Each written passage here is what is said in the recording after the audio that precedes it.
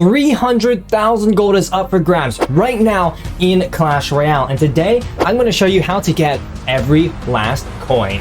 Hey guys, that's right here, and welcome back to another Clash Royale video. With the current Slash Royale event preparing players for the very next Clash Royale update, I'm going to give you some of my best tips to earn as much gold as you possibly can. In the first part of the video, I'm going to go over a very brief recap on some general Slash Royale information. In the second part of this video, I'm going to give you guys some of the best ladder decks to run to maximize your gold in the gold rush. And in the third part of the video, I'm going to give you some tips on how to complete the Golden Mirror Challenge. And before we get into the video, if you could please leave a like down below and subscribe to the channel for more videos like this one. Also, use code Legendaray in the shop. You get the dealio. Let's get right into the tips.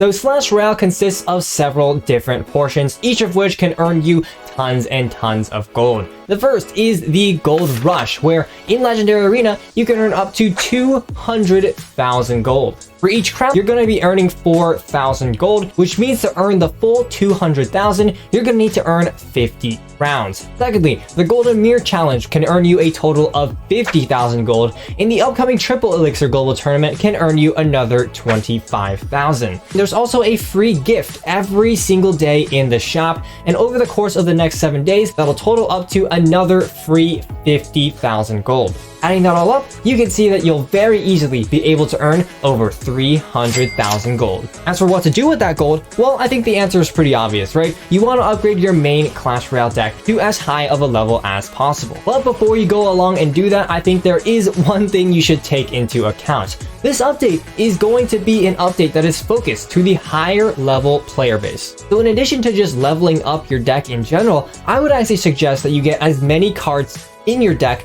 to max level as possible. Again, because this is an update that will probably focus on endgame content for players, that will probably have something to do with either level 12 or level 13 cards. Next, let's showcase my top 2 ladder decks to maximize the number of crowns that you can earn in the current gold rush. Again, with 200,000 gold up for grabs and 4,000 gold for each tower that you take, if you do the math, that means that you need to take 50 total towers to get the full 200,000 gold.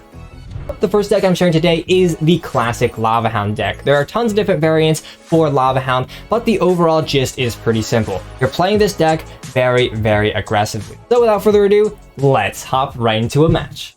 Alrighty, and the opponent here going in with a Giant here. I probably could have went in with a Lava Hound in the same lane, but I went ahead and gone in with the Inferno Dragon here like so. He's going to actually poison, so I'm just going to go in with the Lava Hound, tank for the Inferno Dragon a little bit, and if with the poison out of cycle too, I can actually go in with the Skeleton Dragons. And if you think about it, his medium spell is out of cycle. We're going to take a good amount of damage from that Prince, but we're just going in straight for the 3 crown. I mean, is he literally not going to be able to stop this? Please say we get 3 crown. Please say we get 3 crown. Oh, we reset the Inferno Dragons on the tower, and look at that. I mean, there's 3 crowns for us, and I mean, just like that, I earned 12,000 gold in a single match.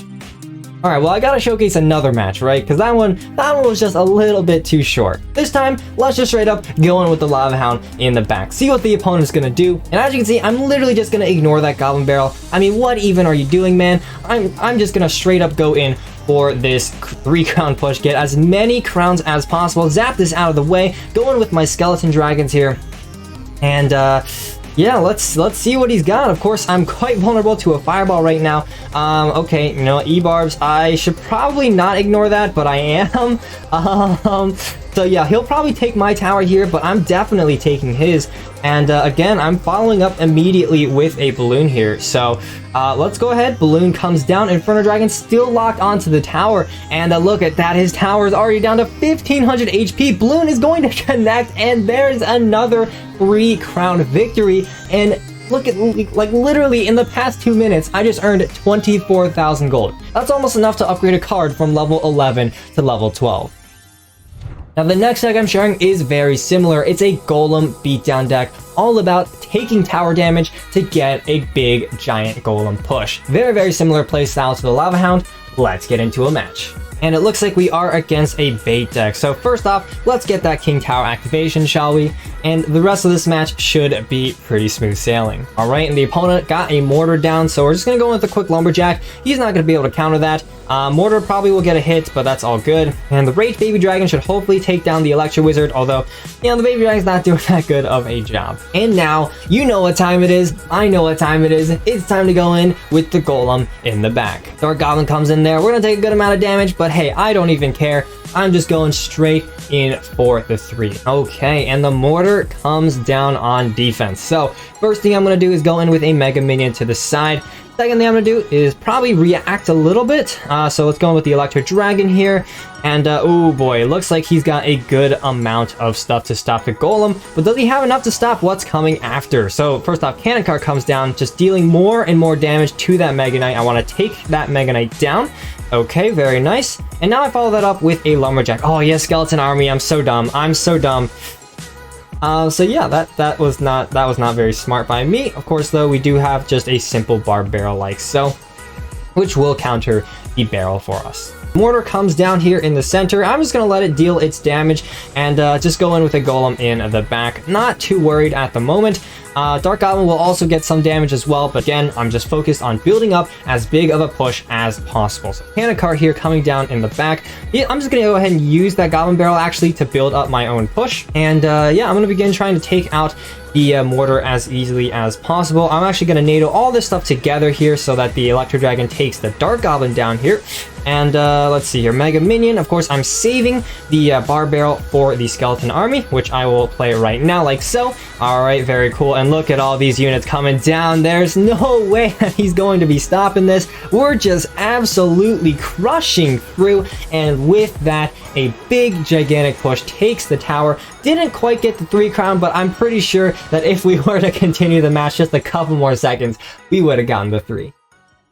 And with that, we move on to the last segment of this episode where I go over my biggest tips for the Golden Mirror Challenge. And in this challenge, I have 2 main pointers. The first thing is when you queue into a match, you want to take a look at the deck. And with that, you're going to want to identify any weaknesses as well as the playstyle. So this current deck here is a balloon deck. And at the moment, I don't see any particular weaknesses, although right here, an immediate weakness is to air. He doesn't have very much air counters, actually. So when I think about it, we're actually going to immediately press that advantage. He has literally no counters other than another minion horde, and just like that, by identifying an immediate weakness, we are able to capitalize by getting like over 1,000 damage onto the opponent's tower. Now, the second thing you want to pay attention to is sort of the playstyle of this deck. So again, this is going to be a pretty quick deck, although the opponent does also have a minion horde. So that is also going to be a weakness that I am going to have to be able to face. Nevertheless, though, I think we're going to do pretty well here. The opponent does not seem to know that he needs to be trying to save some of his cards here, and I might even just go in with a mirrored minion horde push here. I'm not 100% sure, but I think, yeah, you know what? I'm actually going to do it. I'm actually going to do it. I swear, he's not going to know how to counter this. He will not be able to counter this. Let's go. Mirrored minion horde is coming in here. There's no way. He has no counters. The Ice Spirit jumps and freezes everything, and just look at these minions. I'm sending in a miner to the King's Tower because I'm predicting that we're just straight up going to win on this push here. And look at all these minions. His tower is down just like that, and I didn't even have time to go in with my other tips. So my next tip is to determine the playstyle of this deck. As you can see here, we have a Wallbreaker Royal Giant deck. So it's actually going to be a faster deck, despite there being a Royal Giant in the deck. And so let's start off by cycling our Magic Archer here.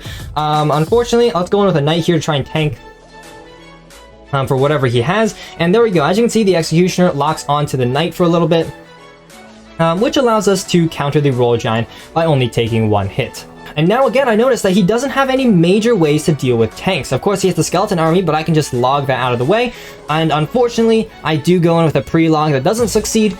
Nevertheless, though, we're still going to get a good amount of damage. And I even have a mirrored log here that I'm actually going to use to take down the wall breakers. And then let's just go in with our wall breakers of our own here. Magic Archer here to try and get some quick little chip damage. And as you can see, 1 wall breaker connects. And just like that, by applying high pressure and playing this deck like it's supposed to be played, we're able to get a pretty good connection right there.